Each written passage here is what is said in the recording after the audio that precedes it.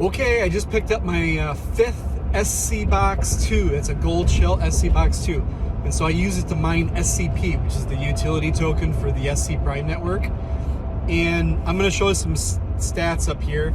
But basically, with 4 SC boxes, SC Box 2s, I mine anywhere between 28 and 32 SCP per day.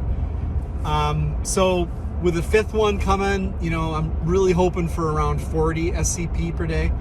That's a pretty good yield, and I'm not even going to quote like the token price right now because, in my opinion, not financial advice, the SCP token is very undervalued. So if you were to look at the electricity usage versus the profit, we're really break even right now when it comes to mining these SCP with the SC Box 2, which is totally fine with me. Because my expectation is that the token's gonna get, for 2 reasons, as the SCPrime project continues to mature, they take on more network customer data. In addition to that, we're start to claw our way out of this this bear market. That token price is gonna increase. That's my opinion. Not financial advice, like I said, but that's my opinion. And I really believe in that, and I really believe in the project. So, and you can see other videos on that. You can check out my YouTube channel for the Helium Street YouTube channel for that. You can check out, you know, what SCPrime is all about. It's a great project. Get into it. If you're watching this right now, you're probably an early adopter, so you'll do well. I will say that the packaging is quite good. Now, this unit was ordered with a 750 watt PSU. That's power supply. And so that's in here also. So it's a box inside of a box, and then the PSU is packed in there with it. Let's take a look. I'm personally not usually a big fan of unboxing videos, but I think it's important since this is ordered from China. It did ship from China directly. And this is the box inside of the box. And then here is the PSU right here.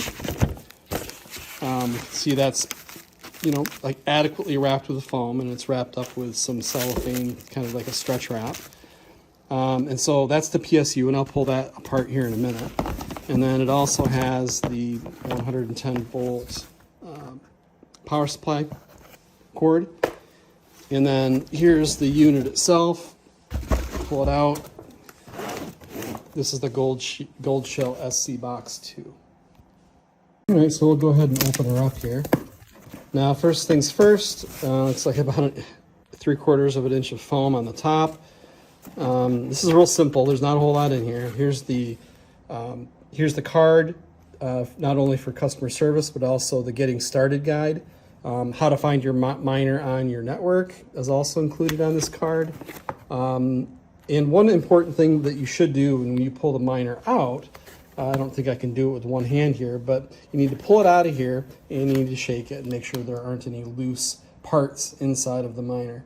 That's really important. You know, it did have a long trip here from China, so it's definitely something you want to check right out of the box, and then contact OEM G-Miner if you do have any trouble, and they'll definitely make it right. All right, so here's the SC Box 2.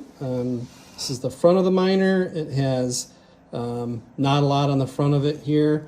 On the back side, we have all the LED settings. We have two electrical connections here, and I'll show you how those engage in Ethernet. Now, they don't make a Wi-Fi version of this specific miner, so you're not going to have to screw in any Wi-Fi antennas in or anything. It is what it is.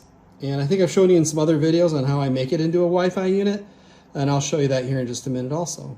One thing to consider for sure is where you orient this box, or this unit. And the reason is because they generate a lot of heat. And you're going to want to make sure that there's good ventilation all around the unit. So usually we don't put them right on a flat surface. We do put them on a rack of some sort. Now, this isn't my permanent setup, but it's pretty close. I still got a little bit of work to do with the electrical, so I'm going to be bringing in a couple of additional circuits here pretty soon.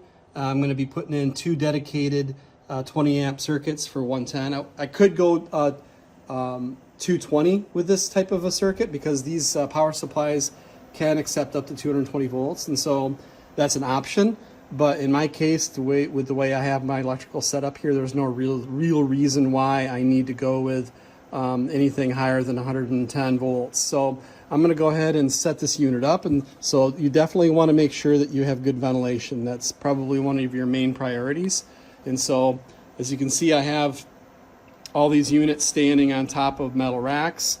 And I'm going to do a little bit more to get these power supply units up off of the surface. Right now I've just got them riding on top of this little rod, but you know, eventually I'll have these basically suspended underneath these racks so that there's airflow all around it, and then I'll have these small little fans also behind each one of the PSUs. There's no real magic to hooking this up. Definitely want to make sure that we get all the connections in place before we power the unit up. And so what I'll be doing is first inserting these two 6-pin connectors. And here's the connectors. Both of the 6-pin connectors are engaged. You can see that there's spring-loaded locking tabs on the bottom. Make sure that those clip when you press it in. And of course, if you want to remove it, you just press that clip and pull the connector out. Next step is to go make sure that you've got your live internet connection going in through this Ethernet port right here. That has to be done. I'm going to go wireless again like I did with these other units using these Vonetts Wi-Fi bridges, which is that little blue unit down there in the bottom. I got another video on how I set that up, so check that out on probably on TikTok is the best place to look at that video. I've got a real quick video there. And so yeah, I'm gonna hook up another one of those Vonetts Wi-Fi bridges here. The reason why I'm doing that is just because I want to have access to my Starlink system when I go in the house and show you the setup of this unit, and it's just a little bit easier. And since I have all the other units going off these Wi-Fi bridges, I'm gonna do it on this one. Eventually, I'm gonna move everything over to one of these routers here, which powers up. I've got one for each one of my SCPrime examiners. These are both storage provider units on the SCPrime network. But I digress a little bit. Let's get this finished up. And once you've plugged in the PSU, you're going to start to hear the fan spin up. So I'll go ahead and show you what that's like. All right, so I just powered it up, and so it's going to go through some testing of the fans. It'll run them fast, and then it'll slow them back down. So basically all we need to do here at this point is to get the unit situated, make sure that we have internet connection coming in. You can see that blinking little yellow light. That's a kind of a telltale sign there. It'll go through a diagnostic. I'm not going to explain what all the blinking lights mean, but you can hear it spinning up now. It's going fast. It doesn't run like that all the time. It just does that when it does its tests when you initially power it up. So once it's done that and kind of settle down a little bit, we'll go inside and we'll connect to the same internet with our computer as this is connected. So the one important part about this card is just this one simple link, and that's basically right here in this QR code. So if you use your camera, that's where it's going to send you. It's find.goldshell.com. So that's the important part, and so that's where you need to go next.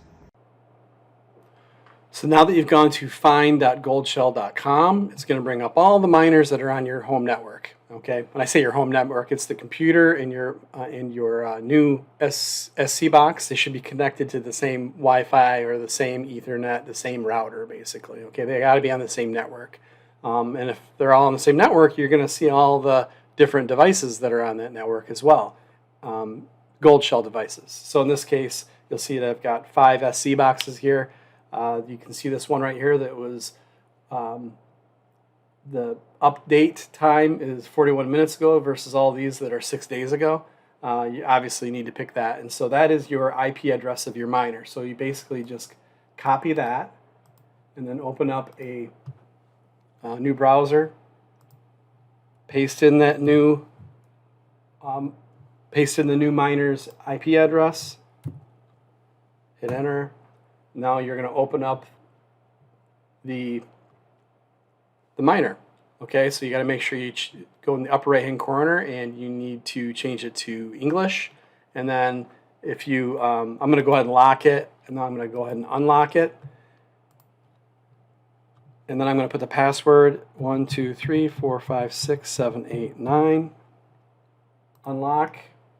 Now my miner is unlocked and I can make changes to the settings. I'm going to go to pool settings. If there's a pool here, you want to remove it. You want to add a pool. The URL, you're going to go to SCPrime pool. Come down here and pick up your URL, which is right here. You want to do the North American pool if you're in North America. If you're in Europe, you need to pull the European URL. So copy that URL. Go in here, paste that in. Now the miner name is going to be your wallet address. Now you can create a wallet address in a pretty simple. Just go to either probably Trade Ogre, which is an exchange that you can trade. You can buy and sell the SCPrime, the SCP token, or you can go to South Exchange. I think Trade Ogre is probably the preferred one at this point.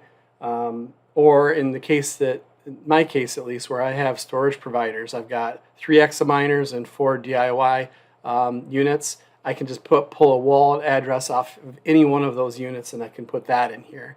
Okay, so in my case, that's what I'm going to do. And I have a wallet that I really like to use.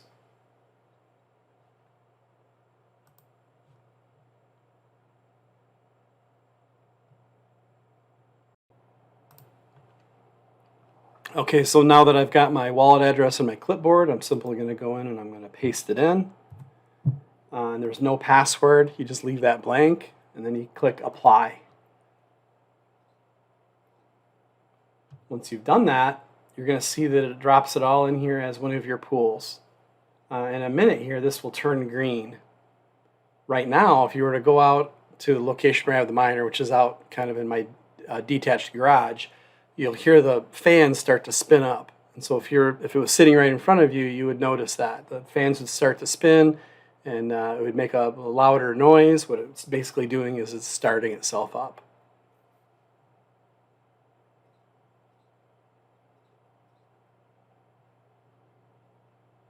As you can see now, the little icon has turned green. It means it's basically connected and the pool settings are correct. Now, all you need to do at this point is go into SCPrime pool, go to wallet,